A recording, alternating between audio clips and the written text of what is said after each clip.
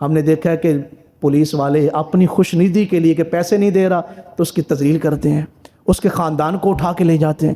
اسلام اس چیز کی اجازت نہیں دیتا ہے، جس نے جرم کیا بس اس کو اٹھائیں۔ اگر مجرم نہیں مل رہا تو اس کی بیوی کو اٹھا لیا اور اس کے بچوں کو اٹھا لیا، اور یہ نہ ہمارے ملک کا قانون ہے اور نہ ہی یہ اسلام کا قانون ہے کہ آپ نے اللہ کے ہاں اس چیز کا جواب نہیں دینا۔ اور پھر کچھ لوگوں کی جو ہمارے معاشرے میں ظالم ہوتے ہیں، وہ چونکہ پیسے دیتے ہیں ہمارے اداروں کو، تو ان کی خوشنودی کے لیے قیدی جو پکڑتے ہیں بعض دفعہ مجرم نہیں ہوتا لیکن ہم اس کو مار رہے ہوتے ہیں، ناجائز مار رہے ہوتے ہیں۔ تو یہ بہت سخت گناہ ہے۔ اس سے ہم معاشرے کو اس وقت اگر ہم دیکھیں تو ایمانداری کی بات ہے، پولیس تھانے کے اوپر ہمارے لوگوں کا اعتماد کتنا ہے، یا عدلیہ کے اوپر ہمارے لوگوں کا اعتماد کتنا ہے؟ یہ ملک کی پالیسی ایسے ہے، یا ان اداروں کی پالیسی ایسی ہے، یا جو افراد وہاں پہ ملازم ہیں ان کی پالیسی ایسے ہے؟ اور ایک بات جو میں یہاں پہ کہنا چاہوں گا، یہ پچھلے دنوں ہمارے ملک میں جو حالات برپا ہوئے، وہ جس میں کافی زیادہ نقصانات اس ملک کے کیے گئے، میں یہ بالخصوص کہنا چاہوں گا کہ جن کی وجہ سے ہمارے بھائیوں نے اور ہماری بہنوں نے ایسا کیا کہ ہماری جو بہترین نشان والی چیزیں تھیں، جیسے قائد اعظم رحمۃ اللہ علیہ کا جناح ہاؤس تھا، یا دیگر جو تنصیبات جا کے جلایا ہے، یا جب بھی ہمارے یہاں احتجاج ہوتے ہیں لوگ کیا کرتے ہیں، جو مظاہرین ہیں گاڑیوں کو توڑتے ہیں، وہ مختلف املاک کو نقصان پہنچاتے ہیں، اور جن کے لیے پہنچاتے ہیں بعد میں وہ ان کا پتہ بھی نہیں لیتے۔ جتنے لوگ تھے پی ٹی آئی کے بڑے بڑے، سب نے تحریک کو چھوڑ نہیں دیا، اور خان صاحب بھی کہہ رہے ہیں میرا ان لوگوں سے کوئی تعلق نہیں۔ اب جن لوگوں نے ایسا کیا ہے وہ ذرا سوچیں تو صحیح، کس کے لیے کیا آپ نے؟ تو یہ ظلم نہ کریں کہ اپنے ملک کا آپ نقصان کریں، فلاں چیز کو توڑ دیں، فلاں چیز کو توڑ دیں۔ اس کی بھی نہ شریعت اجازت دیتی ہے اور نہ ہی ہمارا اخلاق اس چیز کی اجازت دیتا ہے۔ آپ ملک میں اس طرح کے معاملے ہوتے ہیں اس کو امن کے ساتھ جو ہے وہ ڈیل کریں، امن والے احتجاج کریں۔ اور آخری بات جو میں بہت ضروری سمجھتا ہوں گفتگو کو سمیٹتے ہوئے، ان دنوں ڈاکٹر عافیہ صدیقی کی بات چل رہی ہے، میری دعا ہے اللہ ہماری اس بہن کو عافیت اور سلامتی کے ساتھ اس ملک میں واپس لائے۔ اس کے لیے ایک بڑی مضبوط کوشش ہو رہی ہے، اور پچھلے دنوں ملاقات بھی اس کی بہنہ ڈاکٹر فوزیہ صدیقی وہیں پہ ہیں۔ میں جب بھی مسجد نبوی شریف میں اور بیت اللہ شریف میں حاضر ہوا ہوں، اللہ کے قسم میں جب بھی میں نے وہاں پہ دعا کی ہے میں عافیہ صدیقی کو نہیں بھولا۔ میرے لبوں پہ وہ بہنہ کے لیے دعائیں ضرور آئی ہیں۔ آپ جانتے ہیں کہ 1972 میں 2 مارچ میں کراچی سے ہماری بیٹی کو جو ہے وہ بیچا گیا۔ یہ بڑا سخت معاملہ ہے۔ میں یہ بالخصوص جنرل حافظ عاصم منیر صاحب سے یہ کہنا چاہوں گا، جو ایک انتہائی ایماندار ہونے کے ساتھ ساتھ حافظ قرآن بھی ہیں۔ جو لوگ حافظ قرآن ہوتے ہیں اتنی جلدی ان کا دل سیاہ نہیں ہو سکتا۔ وہ اپنے منصب کے اوپر جنرل مشرف نے یہ جو داغ لگایا تھا عافیہ صدیقی والا، یہ عاصم منیر صاحب کے اوپر یا جو بھی آرمی چیف ہمارے ملک میں بنے، یہ اس کی کرسی کے اوپر داغ ہے۔ اور اس وقت جو ہمارے ملک کے صدر میں ہاؤس میں یا وزیر اعظم ہاؤس میں جو لوگ بیٹھے ہوئے ہیں، یہ ان کے اوپر بھی داغ ہے کہ ہم نے چند عوض پیسوں کی خاطر جو ہے وہ اپنی بیٹی کو بیچا ہے۔ یہ بڑا سخت معاملہ ہے۔ آپ 2 مارچ میں، اس وقت 2 مارچ 1972 میں جب پیدا ہوئی ہے عافیہ صدیقی، اور جب عافیہ صدیقی کو کراچی سے اغوا کر کے بیچا گیا ہے امریکہ کے ہاتھوں، اس وقت اس خاتون کی عمر تھی 30 سال۔ تو اب کتنی عمر ہو گئی؟ 24-25 سال ہو گئے ہیں قید میں۔ اب کتنی عمر ہے عافیہ صدیقی کی؟ تقریباً 54-55 سال۔ اور اس کے ظلم، اب امریکہ کی جیلوں کی جو صورتحال ہے وہ ہر سال رپورٹ جاری کرتا ہے، فلاں ملک میں یہ ظلم ہو رہا ہے، فلاں ملک میں یہ ظلم ہو رہا ہے لوگوں کے ساتھ، لیکن اپنی رپورٹیں اس نے آج تک نہیں جاری کی کہ مجھ سے بڑا ظالم کون ہے۔ قرآن مجید کے ورقے پھاڑ کے اس کے سامنے پھینکے گئے کہ اس کے اوپر سے گزریں، اور ہماری اس بہنہ کو برہنہ کیا گیا۔ اور سامنے والے جو اب یہ کل پرسوں کی جو ملاقات ہوئی ہے، سامنے والے 4 جو دندان ہیں وہ عافیہ صدیقی کے ٹوٹ چکے ہیں، دماغ کے اوپر چوٹیں۔ آپ جانتے ہیں امریکہ نے اٹھایا کیوں؟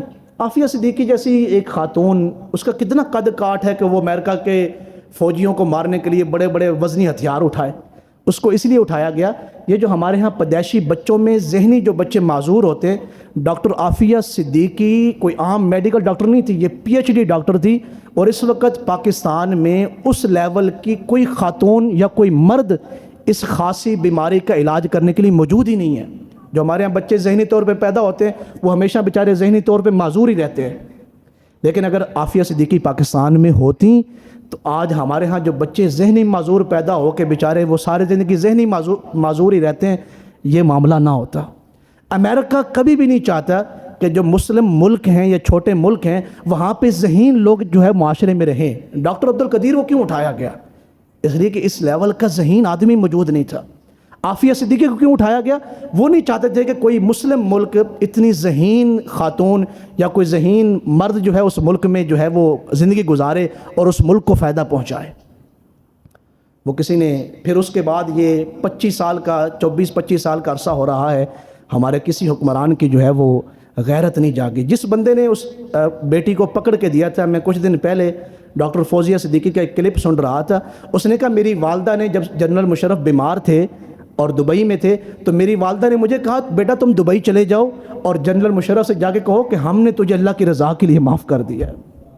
کتنے بڑے لوگ تھے وہ، اور وہ 20 سال 21 سال ماں بیٹی کے راہ تکتے ہوئے واپس چلی گئی ہے۔ اب یہ جو ان کی بہن کی جو ملاقات ہوئی ہے وہ کیا احوال ہوئے ہیں وہاں پہ، اس نے ماں کا پوچھا کہ مجھے ماں کی بڑی یاد آتی ہے، مجھے بچوں کی بہت یاد آتی ہے، اور 1 گھنٹہ اس نے اپنے اوپر ہونے والے ملازم جو ظلم تھے ان کی داستان سنائی ہے، کس قدر ظلم کیے گئے ہوں گے۔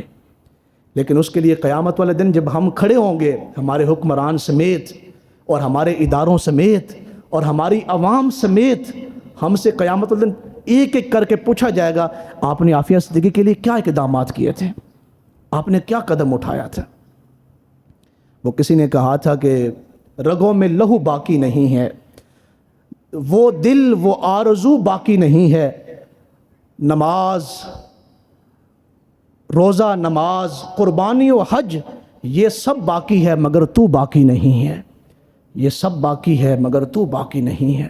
تو آئیں اس کے لیے جو بالخصوص آپ نوجوان جو موبائل استعمال کرنے والے ہیں آپ کبھی نہ بھولیں اور کوشش کریں ہر پلیٹ فارم کے اوپر عافیہ صدیقی کے لیے آواز اٹھائیں، کسی مظلوم کی، اور اس کے جملے کیا تھے، مجھے اس جہنم کے گڑھے سے نکالو۔ یہ کس قدر مشکل معاملہ تھا، یہ جملے کس مشکل سے وہ بہنا کہہ رہی تھی کہ مجھے اس جہنم کے گڑھے سے نکالو۔ آپ سورہ نساء پڑھ کے دیکھیں، اللہ تعالیٰ فرماتے ہیں وہ مسلمان کہاں ہیں کہ جب ان کی عورتیں قید میں ہوں اور ظالم کے پاس ہوں اور وہ پکار رہی ہوں کہ ہمیں نکالیں اور وہ مسلمان خاموش بیٹھے ہوں۔ تو اس کے لیے مجھ سے بھی پوچھا جائے گا، آپ سے بھی پوچھا جائے گا، جتنا ہو سکتا ہے۔ اب دعاؤں والا معاملہ نہیں کہ ہم صرف دعا کریں یا اللہ عافیہ صدیقی کو رہائی نصیب فرما، نہیں، اب ہمیں عملی طور پہ کچھ کرنے کی ضرورت ہے۔ تو اس لیے وہ نوجوان جو موبائل کو کثرت سے استعمال کرتے ہیں یا وہ تاجر طبقہ جن کی باہر ایکسپورٹ ہے اور باہر اچھے لوگوں تک ان کے تعلقات ہیں، وہ اس کے لیے اپنا کردار ادا کریں۔ اس کی سبھی حضرات کوشش کریں گے نا انشاءاللہ۔ یہ سب سے بڑا ہمارا ایک، اب اس کی ہمشیرہ کس قدر، میں نے اس کی کچھ دن پہلے ایک بچے نے والدہ کا مجھے کلپ سنانا چاہا، اللہ کی قسم میں اس والدہ کا کلپ سن نہیں سکا، آواز ٹوٹی ہوئی تھی، الفاظ بکھرے ہوئے تھے اور چہرے پہ عجیب قسم کے آنسو تھے اور سانس ٹوٹ رہے تھے عافیہ صدیقی کا ذکر کرتے ہوئے ماں کا۔ ایک ماں 20 سال اپنے بیٹی سے دور رہے اور بیٹی کس میں ہو، ظالم کی قید میں ہو جو سب سے بڑا ظالم ہو، تو یہ بڑا مشکل معاملہ ہے۔ اس لیے سبھی حضرات اس کے لیے کوشش کریں، اللہ تعالی ہماری اس بیٹی کو رہائی نصیب فرمائے۔ وہ امت کی بیٹی ہے، وہ اس ملک کی بیٹی ہے۔ اللہ تعالی ہمیں اور ہمارے حکمرانوں کو اور ہمارے اداروں کو ایک بڑی حکمت عملی اور غیرت کے ساتھ اس بیٹی کو چھڑانے میں اپنا کردار ادا کرنے کے اللہ توفیق نصیب فرمائے۔ وما علیہ الا البلاغ المبین۔